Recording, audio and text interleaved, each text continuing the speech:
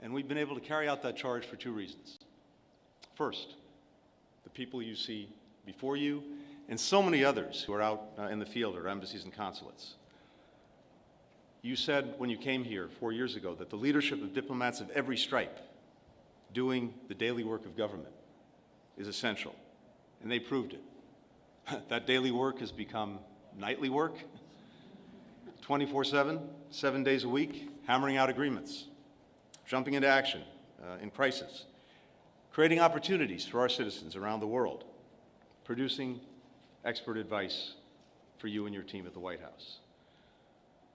Everyone here knows this work can be tough. It's often not very glamorous, but it makes us stronger. It makes the world a better place. And we simply couldn't do it without the extraordinary men and women that you have before us, as well as our remarkable partners in government, starting with the great White House team led by Jake Sullivan, my friends and colleagues from across the administration, the Secretary of Defense, Samantha Power at USAID, the Secretary of the Treasury, Commerce, and so on.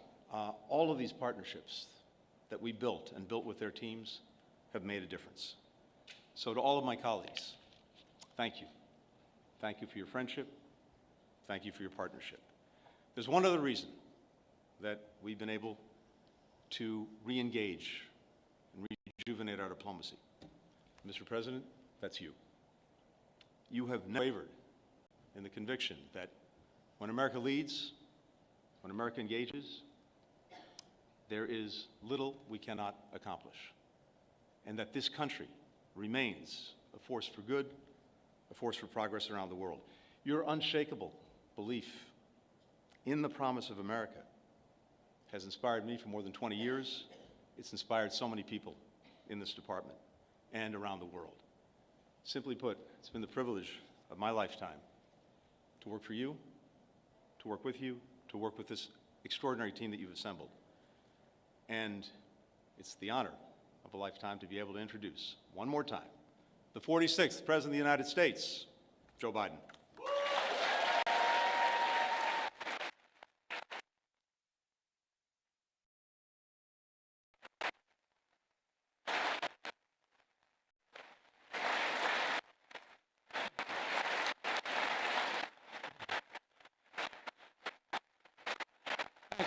Thank you.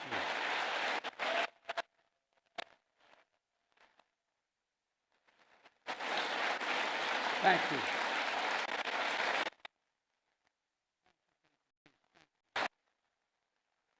Thank you, thank you, thank you. Back at the State Department. Tony, if I may start by saying this, you're one of the finest men I've ever known in any undertaking, for one important reason. You have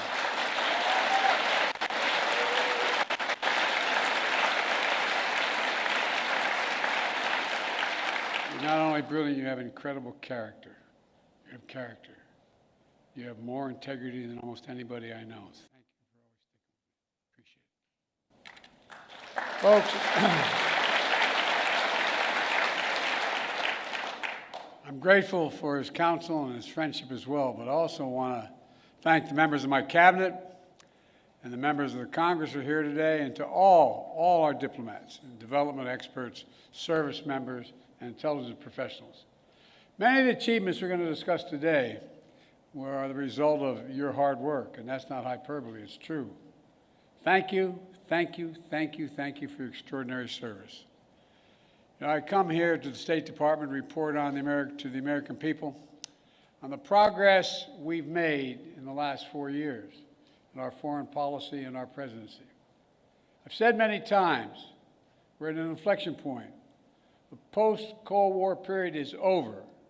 A new era has begun. In these 4 years, we faced crises that we've been tested. We've come through those tests stronger, in my view, than we entered those tests. This is a fierce competition underway. The future of the global economy, technology, human values, and so much else. Right now, in my view, thanks to our administration, the United States is winning the worldwide competition. Compared to 4 years ago, America is stronger. Our alliances are stronger. Our adversaries and competitors are weaker. We have not gone to war to make these things happen. During my presidency, I've increased America's power at every dimension. We've increased our diplomatic power, creating more allies than the United States has ever had in the history of our nation. We've increased our military power, making the most significant investments in the defense industrial base in decades. We've increased the technology power, taking the lead in artificial intelligence and other technologies of the future. And we've increased the economic power, building the most dynamic economy in the world from the bottom up and the middle out, not the top down. In short, Kamala and I took office, our nation had become stronger at home, are stronger in the world. And now, America is more capable and, I would argue, better prepared than we've been in a long, long time. While our competitors and adversaries are facing stiff headwinds, we have the wind at our back because of all of you. This is what we're heading into. And over the next administration, that's what we're handing it to. Today, I want to lay out what we've done, the opportunities we've created for America, and those opportunities going forward. Today, I can report to the American people our sources of national power are far stronger than we were when we took office. Our economy is booming. They're the envy of the world. And we have made the most significant investments in America and the American workers since the New Deal. To rebuild our roads and bridges, our ports and airports, clean water systems, affordable high-speed internet, and so much more. To build American manufacturing, to make advanced semiconductors, which we invented here at home. We made the largest investment in climate and clean energy ever anywhere on Earth in the history of the world, spurring nearly $500 billion in private sector investment. We've also significantly strengthened the defense industrial base, investing almost $1.3 trillion in procurement and research and development. In real dollars, that's more than America did in any four-year period during the Cold War. This is going to ensure that we're fully equipped to fight and win wars, which is also the best way to deter wars in the first place. Today, I can report to the American people our alliances are stronger than they've been in decades. NATO is more capable than it's ever been, and many more of our allies are paying their fair share. Before I took office, 9 NATO allies were spending 2% of their GDP on defense. Now, 23 are spending 2%. And look at the Indo-Pacific. We've made partnerships stronger and created new partnerships to challenge China's aggressive behavior and to rebalance power in the region. We did it, what few thought was possible, to build the first ever trilateral partnership between the United States, Japan, and South Korea. Then another among the United States, Japan, and the Philippines, drawing closer our Pacific allies to defend our shared security and prosperity. We brokered a defense pact known as AUKUS among the United States, Australia, and the United Kingdom, connecting the Atlantic and Pacific allies as only America is able to do. And we've taken the Quad to the next level. The United States, Japan, Australia, and India. When we had that first meeting, I was dumbfounded when they all called and said, "Can we do this at your house?" I think I'm kidding. My wife said, "No problem." It was during the UN meeting, and we thought we were going to do it in New York, but they wanted to do it in Delaware. I said, "Why?" He said, "We can now, then people will know we're really friends." Our democracy, with vibrant economies, working closely, security, supply chains, technology, and so much more. In the Red Sea, we brought together more than 20 countries to protect civilian ships from attack by the Houthis, defending freedom of navigation in one of the world's busiest waterways. And we have strengthened partnerships all across the Americas, defending democracy, targeting corruption, addressing migration, increasing prosperity, and protecting Amazon rainforest, which captures billions of tons of carbon from the atmosphere every year. Overall, we've reinvigorated people's faith in the United States as a true partner. Today, I can report to the American people, our adversaries are weaker than were when we came into this job 4 years ago. Just consider Russia. When Putin invaded Ukraine, he thought he'd conquer Kyiv in a matter of days. But the truth is, since that war began, I'm the only one that stood in the center of Kyiv, not him. Putin never has. Think about it.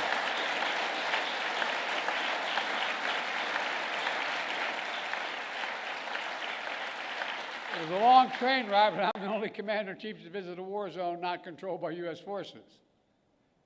We helped Ukrainians stop Putin. And now, nearly three years later, Putin has failed to achieve any of his strategic objectives. He has failed thus far to subjugate Ukraine, failed to break the unity of NATO, and failed to make large territorial gains. But there's more to do. We can't walk away. We rallied 50 nations to stand with Ukraine, not just in Europe, but for the first time in Asia as well. Because those countries in Asia know what happens in Ukraine matters to them as well. We delivered air interceptors, massive numbers of munitions, enacted relentless, unprecedented sanctions to keep Ukraine in the fight. And now Russia is struggling to replace what they are losing on the battlefield in terms of military equipment and fighters. And the ruble is under enormous pressure. As I saw it, when Putin launched his invasion, I had two jobs. One, to rally the world to defend Ukraine, and the other is to avoid war between two nuclear powers. We did both those things.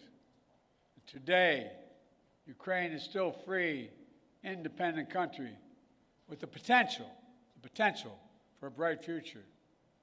And we laid the foundation for the next administration so they can protect the bright future of the Ukrainian people. And now, look at Iran. Did you ever think we'd be where we are with Iran at this moment? After those despicable attacks by Hamas on October the 7th, Iran directly attacked Israel twice with hundreds of ballistic missiles and drones. And twice they failed because the United States organized a coalition of countries to stop them and ordered U.S. aircraft to come to the defense of Israel. Now, Iran's air defenses are in shambles. Their main proxy, Hezbollah, is badly wounded. And as we tested Iran's willingness to revive the nuclear deal, we kept the pressure with sanctions. Now Iran's economy is in desperate straits. All told, Iran is weaker than it's been in decades. And if you want more evidence that we've seriously weakened Iran and Russia, just take a look at Syria.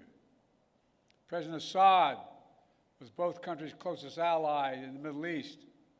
Neither could keep him in power. Quite frankly, neither really tried very hard. Now, I cannot claim credit for every factor that led to Iran and Russia growing weaker in the past 4 years. They did plenty of damage all by themselves. But Israel did plenty of damage to Iran and its proxies. But there's no question, our actions contributed significantly. And now major authoritarian states are aligning more closely with one another.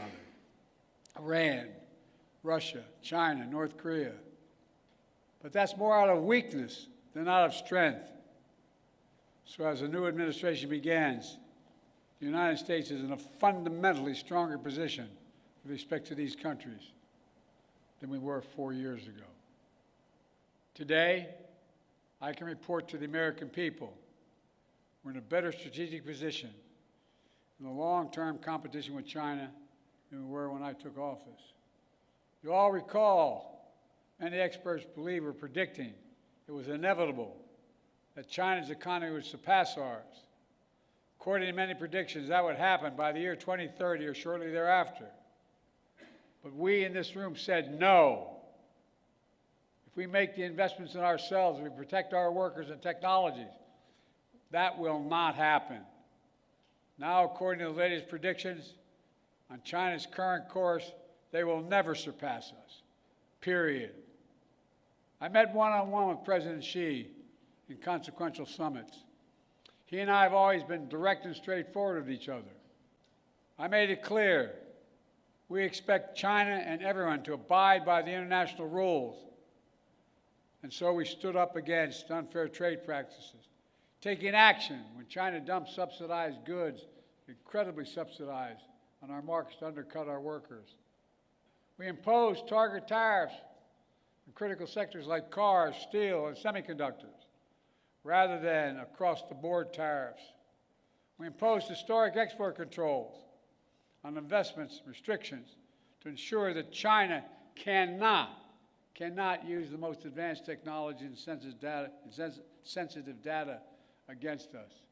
And critically, we enlisted our allies and partners to join us, building more convergence among our allies on a shared approach to China than ever existed, and showing that it's more effective to deal with China alongside of partners rather than going it alone. But even possibly, so it's never tipped over into conflict, we've created lines of communication between President Xi and myself, and between the leaders of our militaries. To avoid misunderstanding, we found ways to work with each other, to address climate change, to reduce the flow of fentanyl in the United States, which, by the way, overdose deaths are coming down across our nation. And in my administration, we've seized more fentanyl at our border in 2 years than the previous 5 years combined. Today, I can also report to the American people, we're the first president in decades who's not leaving a war in Afghanistan to his successor. But we've got bin Laden during the Obama-Biden administration, the primary objective of war had been accomplished. And I believe that going forward, the primary threat of al-Qaeda would no longer be emanating from Afghanistan, but from elsewhere. And so, we not need to station a sizable number of American forces in Afghanistan. So when I took office, I had a choice. Ultimately, I saw no reason to keep thousands of servicemen in Afghanistan. I think I have my schedule with me, and I keep on my, I don't have, but I keep on the back of my card the actual number of dead and wounded that occurred in our longest war to remind myself. Keep spending hundreds of millions of dollars a day. We're no longer doing that. In my view, it was time to end the war and bring our troops home, and we did. I commend the courage of all those who served in Afghanistan. We grieve all 2,461 Americans who made the ultimate sacrifice in the longest war in American history. And I grieve those brave service members whose lives were lost during the withdrawal. We also thank those inside and outside of government who have done so much to help thousands of Afghan families resettle in the United States. Remember, critics said if we ended the war, it would damage our alliances and create threats to our homeland from foreign-directed terrorism out of a safe haven in Afghanistan. Neither has occurred. Neither has occurred. And our alliance has stayed strong. We've used our over-the-horizon capabilities to strike in Afghanistan and elsewhere when we had to. For instance, eliminating Zawahiri, the leader of al-Qaeda, who helped orchestrate the September 11th attacks. And we did it without putting more American boots on the ground. And by ending the war, we've been able to focus our energy and resources on more urgent challenges. There is nothing, and I can tell you from my conversations with both Xi and Putin, nothing our adversaries and competitors like Russia and China would have liked more than seeing us to continue to be tied down in Afghanistan for another decade. For all those reasons, ending the war was the right thing to do, and I believe history will reflect that. And from the moment I entered office, I also worked to free as many Americans as possible being held hostage or wrongfully detained overseas. We brought home more than 75 Americans by last count, In some cases, it took months, even years of effort, like the prisoner swap with Russia over the past summer. A feat of diplomacy involving many of you and involving multiple countries who joined complex negotiations at our request. Another example of the power of our alliances. We did not have these relationships, those women and women would likely still be in prison. And finally, I can report to the American people that we restored our leadership in a range of other generational priorities. When I took office, we were no longer part of the International Climate Agreement. We announced on day one that we would join the Paris Accord, rejoin. And we've led by example. We've conserved hundreds of millions of acres of land and water, more than any president in American history, making investments in clean energy and convincing other nations to join us. Thanks to our efforts, the world has reached the goal of investing $100 billion every year in public and private funds to reduce greenhouse emissions, to drive down the cost of clean energy, to help developing nations adapt to climate change. Our administration has launched a transformative initiative to build high-impact infrastructure in developing nations. It's called PGI. You all know that better than anyone. This is our alternative to what China offers with its massive projects across Africa and beyond.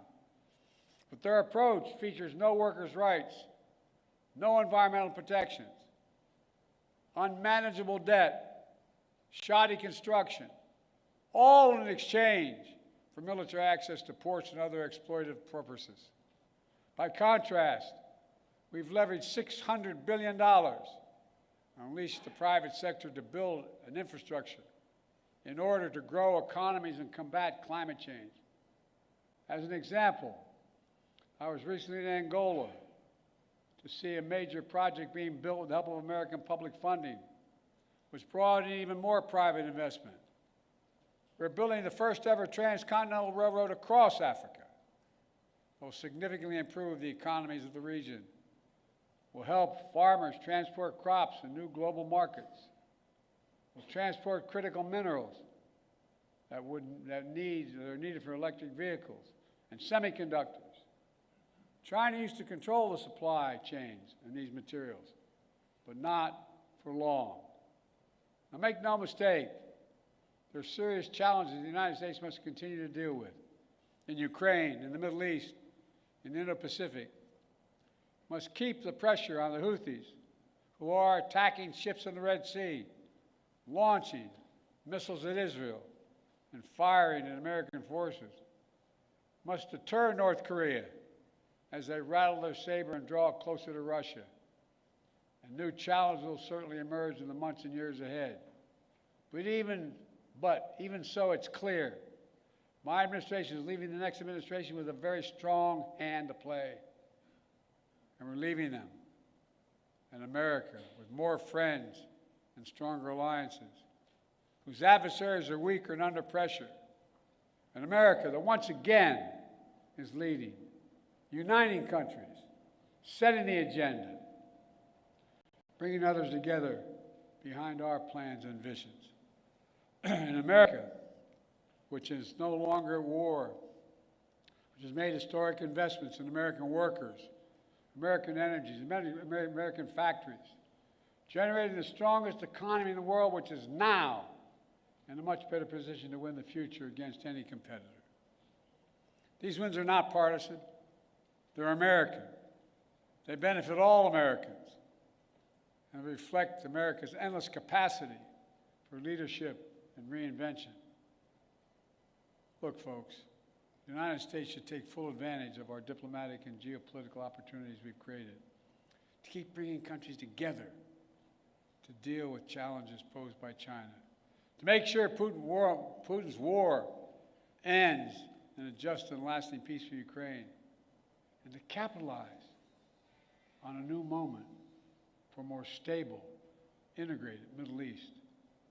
To do that, the next administration must make sure the fall of Assad does not lead to the resurgence of ISIS in Syria across the region. We must carry forward the commitment that America will never, never allow Iran to acquire a nuclear weapon. And on the war between Israel and Hamas, we're on the brink of a proposal that I laid out in detail months ago, finally coming to fruition. I have learned in many years of public service to never, never, never, ever give up. So I spoke to Prime Minister of Israel yesterday. I spoke to Emir of Qatar today. I look forward to speaking with President Sisi soon. We're pressing hard to close this. The deal we have structured would free the hostages, halt the fighting, provide security to Israel, and allow us to significantly surge humanitarian assistance to the Palestinians who've suffered terribly in this war that Hamas started. They've been through hell. So many innocent people have been killed. So many communities have been destroyed. The Palestinian people deserve peace and the right to determine their own futures. Israel deserves peace and real security, and the hostages and their families deserve to be reunited. And so we're working urgently to close this deal. In my view, we have to look to the future. I urge the next administration to carry forward two issues that have been central to my presidency and which shape the future, in my view. On artificial intelligence, we are in the lead, and we must stay in the lead. We must not offshore artificial intelligence, as we once did with computer chips and other critical technologies. AI has the power to reshape economies, governments, national security, entire societies.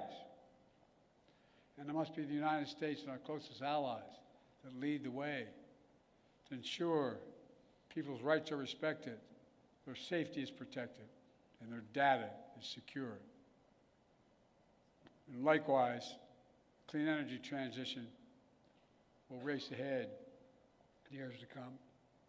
I know, and some in the incoming administration are skeptical about the need for clean energy. They don't even believe climate change is real. I think they come from a different century. They're wrong. They are dead wrong. It's the single greatest existential threat to humanity. The clean energy transition is already happening. China is trying to dominate the clean energy, manufacturing, critical materials, supply chains. They want to capture the market of the future and create new dependencies. The United States must win that contest, and we will shape the global economy and the planet for decades to come. Let me close with this. Like many of you, I've dedicated a significant portion of my career to our nation's foreign policy. As chair of the Foreign Relations Committee as a senator, vice president for 8 years, and now president of the United States, I put together one of the most competent foreign policy teams, I would argue, in American history, sitting in this room and before my eyes. Throughout my career, the world has undergone tremendous change. But certain things have always held true. At our best, America leads not only by the example of our power, but the power of our example.